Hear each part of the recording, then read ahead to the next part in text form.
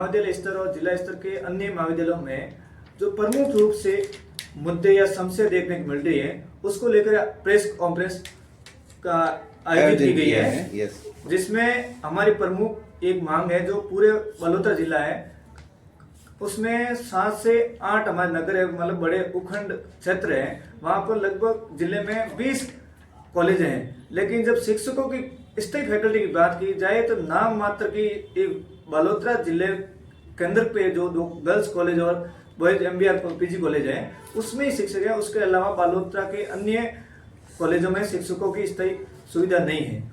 एक कॉलेज तो अपना MBR कॉलेज और DRJ कॉलेज है, इसके बाद अतिक्रमण की पूरा अतिक्रमण कर रखा है इन बाहर के लोगों ने, जहाँ बाहर की साइड गांव कोई अपने गैरेज बना रहा है, कोई उसको अपने नशे की दुकानें लगा रहा है, जिससे विद्यार्थियों को नशे के प्रति आकर्षित किया जा रहा है। तो उस अतिक्रमण को हटाने के लिए भी हम प्रयास कर रहे हैं। NEP 2020 है जो जिसको अभी तक आए हुए 6 साल हो गए, लेकिन अब जब उसकी व्यवस्था की बात की जाए, NEP लागू करने की बात की जाए तो नाम मात्र की NEP लागू हो पाई है। अब हमको आज से 10-15 दिन पहले एक BSc सेकंड सेमेस्टर और फोर्थ सेमेस्टर का रिजल्ट आया है, तो उसमें अधिकतर विद्यार्थियों को बैक दे दी गई है। तो पहले क्या ईयरली सिस्टम ये हो पाता था कि जब आपकी बैक आती है तो आप रिवोल्यूशन सिस्टम या सप्लीमेंट्री का एग्जाम देके वापस उसको अपना परिणाम जारी करवा सकते हो, लेकिन NEP ने इतना ऐसा सिस्टम विद्यार्थियों के साथ खिलवाड़ कर रही है कि वो अपने अगले सेमेस्टर के लिए साथ क्लियर करे, तो वो विद्यार्थी भ्रमित हो जाता है कि वो सेकंड सेमेस्टर का एग्जाम देवे या 6 सेमेस्टर का एग्जाम देवे।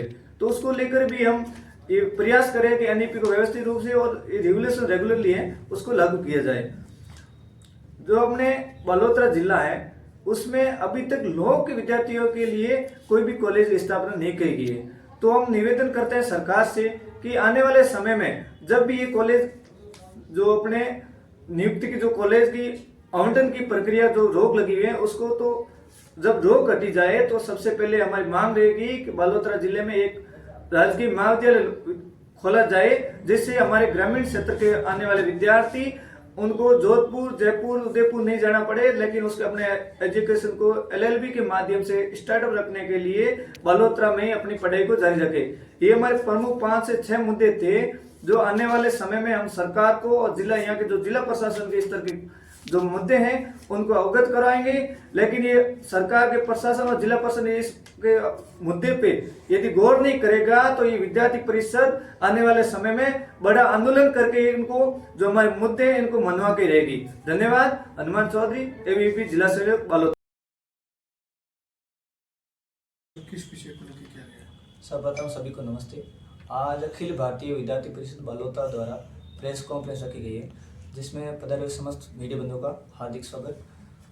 गत दिवस 12 जनवरी को अखिल भारतीय विद्यार्थी परिषद द्वारा राष्ट्रीय युवा दिवस के उपलक्ष्य में पूरे जिले की विभिन्न नगर इकाइयों में युवा गर्जना जैसे खुले मंच के कार्यक्रम रखे गए थे, जिसमें पूरे जिले में 2657 विद्यार्थियों ने सहभागिता की थी, जिसको लेकर कई हमारे सामने सुझाव आए थे।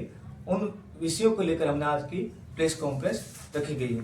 तो उसमें सबसे पहला हमारा सबसे बड़ा मुद्दा था वो आज के समय का जो नई शिक्षा नीति है NEP 2020, उसको लेकर हमारे सामने आया था कि राष्ट्रीय शिक्षा नीति 2020 की जो शिक्षा व्यवस्था को ज्ञान, कौशल, नवाचार और रोजगार से जोड़ने वाली ऐतिहासिक नीति है। ये नीति छात्रों को विषयों की सीमाओं से बाहर निकलकर बहुविषयक, लचीली और छात्र केंद्रित शिक्षा प्रदान करती है।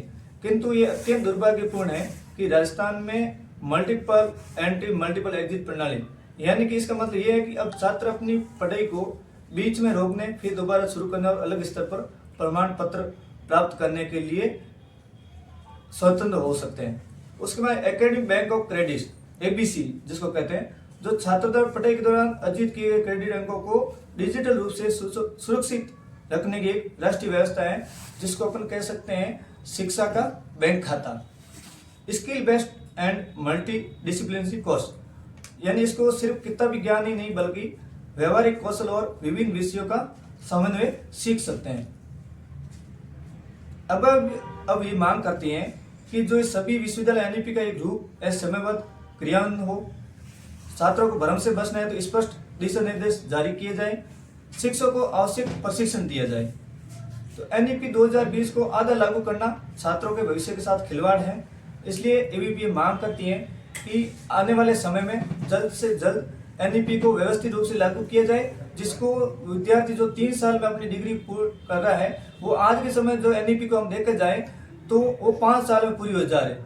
उसके साथ ही जब अब काफी बार अब स्टूडेंट्स को हमको सामना सुनने को मिलता है कि हमारा सेकंड सेमेस्टर में बैक आ गई है तो वो उसको 4th सेमेस्टर में साथ दिया जाए, लेकिन पहले सिस्टम था कि वो सप्लीमेंट्री के साथ उसको क्लियर कर सके। तो हम शिक्षा प्रशासन से निवेदन करते हैं कि जो एनईपी 2020 है उसको व्यवस्थित रूप से लागू की जाए। राजस्थान में शासन चुनाव को बहाल किया जाए, जो कि लोकतंत्र की पहली पाठशाला है। अखिल भारतीय विद्यार्थी परिषद का मानना है कि शासन चुनाव केवल चुनाव प्रक्रिया नहीं है, बल्कि लोकतांत्रिक संस्कारों की प्रथम पाठशाला है। शासकों के माध्यम से विद्यार्थी नेतृत्व, उत्तरदायित्व, संवाद, सहमति और असहमति जैसे लोकतंत्र के मूल गुणों को व्यवहार में सीखते हैं। राजस्थान में लंबे समय से शासन चुनाव का स्थगन विद्यार्थियों को लोकतंत्र भागीदारी से वंचित कर रहा है। इससे न केवल छात्रों की समस्याएं अनसुनी रह जाती हैं, बल्कि महाविद्यालय में संवाद के स्थान पर असंतोष और कुंठा का वातावरण बनता है। इसलिए एबीपी ये मांग करती है कि राजस्थान के समस्त राजकीय निजी महाविद्यालयों में शासन चुनाव होना जरूरी है, जिसमें नियमित, निष्पक्ष और पारदर्शी एवं अनुशासित शासन चुनाव संपन्न हो सके। विश्वविद्यालय स्तर पर स्पष्ट दिशा निर्देशों के साथ शीघ्र प्रारंभ किए जाए। शासन चुनाव राजनीति नहीं बल्कि उत्तरदायित्व नागरिक निर्माण की प्रक्रिया है, जिन्हें समाप्त करना लोकतांत्रिक भविष्य के साथ अन्याय है।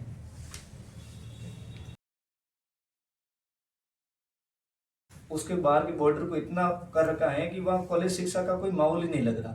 उसके साथ ही आगे की जो वहाँ दुकानें बनी हुई है, वहाँ नशे को पूरा तरीके से बेचा जा रहा है, विद्यार्थी को नशे के सामने आकर्षित किया जा रहा है। तो हमने इसके लिए भी हमने जिला प्रशासन को कई बार अवगत करा दिया था, लेकिन आने वाले समय में एबीपी बड़े पुरजोर तरीके से इस जिला प्रशासन को सचेत करेगी, और यदि उसमें भी हम जिला प्रशासन एक्शन में नहीं आता है तो एबीपी बड़ा एक आंदोलन भी करेगी। धन्यवाद। हनुमान चौधरी, जिला संयोजक बालोतरा।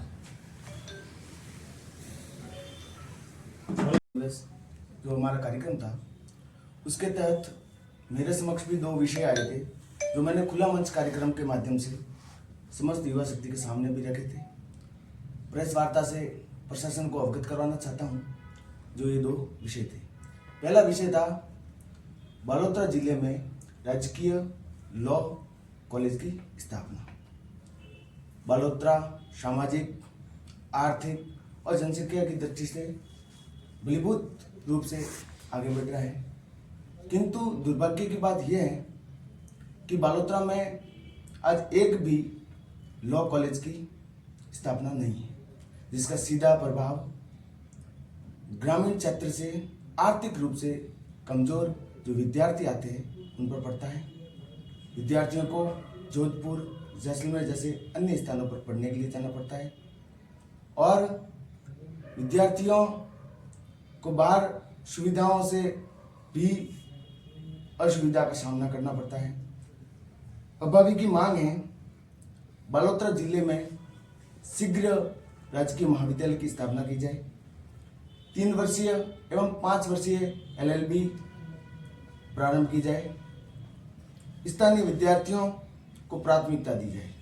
मेरा दूसरा विषय जो था वो है जोजरी नदी, दूनी नदी प्रदूषण पर कठोर कार्रवाई।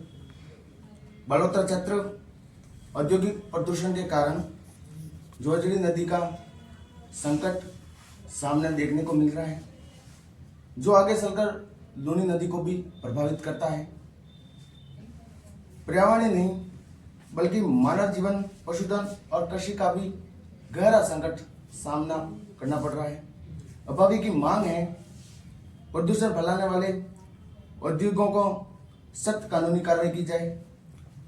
ETP संयंत्रों की नियमित निगरानी हो। नदी पुनर्जीवन हेतु विशेष कार्य योजना हो। विकास वही है जो प्रकृति के साथ संतुलित हो। कि विकसित भारत हेतु सामाजिक समरसता का सशक्त वातावरण। अभाविक का स्पष्ट मत है कि विकसित भारत केवल आर्थिक आंकड़ों से नहीं बल्कि सामाजिक समरसता से बनेगा। समाज में जाति, वर्ग, भाषा या पृष्ठभूमि के आधार पर भेदभाव राष्ट्र निर्माण की गति को बाधित करता है। शिक्षा संस्थानों में समरसता, संवाद, संवैधानिक मूल्यों को व्यवहार में उतारना समय की आवश्यकताएं हैं। अभाविक मांग करती है कि शिक्षा संस्थानों को विभाजन नहीं, एकता का केंद्र बनाया जाए। मेरा दूसरा विषय है कि नारी सशक्तिकरण। विकसित भारत की आधारशिला नारी शक्ति केवल लाभान्वित नहीं है, बल्कि राष्ट्र निर्माण के सहभागी है। बालोतरा की छात्राएं शिक्षा, नेतृत्व एवं सामाजिक चेतना में उल्लेखनीय भूमिका निभा रही हैं। अभाविक की मांग है कि छात्राओं के लिए सुरक्षित शिक्षा वातावरण, नेतृत्व विकास के अवसर, आत्मनिर्भरता से जुड़े कार्यक्रम सुनिश्चित किए जाए। युवा दिवस के उपलक्ष्य में हमने बालोतरा में अपने युवा गर्जना एक कार्यक्रम रखा। उसमें कई विषय आए थे जो अभी भाई साहब ने और बहन ने भी बता दिए। उनमें से मेरे सामने भी एक विषय आया जिसमें वो आया कि अपने युवाओं के लिए मंच समाज व्यवस्था। तो उसमें हमारे सामने विषय है कि युवाओं के लिए स्थायी मंच की व्यवस्था। तो अब का मानना है कि युवाओं की समस्याओं का समाधान करने के लिए एक स्थायी मंच की व्यवस्था हो, जिससे वो अपनी किसी भी समस्या को अपनी रख सकता है सरकार के सामने। तो अभाविक की मांग है कि जिला एवं विश्वविद्यालय स्तर पर युवा समाज स्थायी व्यवस्था हो, जिससे वो अपना विद्यार्थी कोई भी मुद्दा वो रख सकता है। दूसरा मांग ये है कि युवाओं के लिए नियमित संवाद मंच हो, जिससे वो अपनी नियमितता में अपनी किसी भी व्यक्ति के साथ या मतलब अधिकारी के साथ संवाद करना चाहता है तो बैठ के उसमें अपनी बता सकता है समस्याएं, मुद्दे। और दूसरा है कि सुझाव एवं शिकायत निवारण प्रणाली स्थापित की जाए, जिससे शिकायत भी कर सकता है और निवारण में भी ये बता सकता है कि इसका निवारण किस प्रकार हो सकता है। धन्यवाद। हमारे कॉलेज के सामने अतिक्रमण बहुत है, जो हमने प्रशासन को 2-3 बार ज्ञापित भी कर दिया है, लेकिन अभी तक कोई कार्रवाई हुई नहीं है। और दूसरा विषय है कि हमारे कॉलेज में अध्यापक की बहुत ज़्यादा कमी है, जो अभी तक पूर्ति हुई नहीं है। अतिक्रमण क्या है आपके कॉलेज के सामने? वो सामने दुकानें वगैरह लगी हुई है और गाड़ियों का वो है शोरूम, गैरेज है, वो ऐसे ही पड़ी रहती है। मतलब बच्चों को पता नहीं चलता है कॉलेज गेट कहाँ पर है, वहाँ से कोई गाड़ी वगैरह गुजरे किसी को पता ही नहीं चलेगा, दिखता भी नहीं सही से कॉलेज।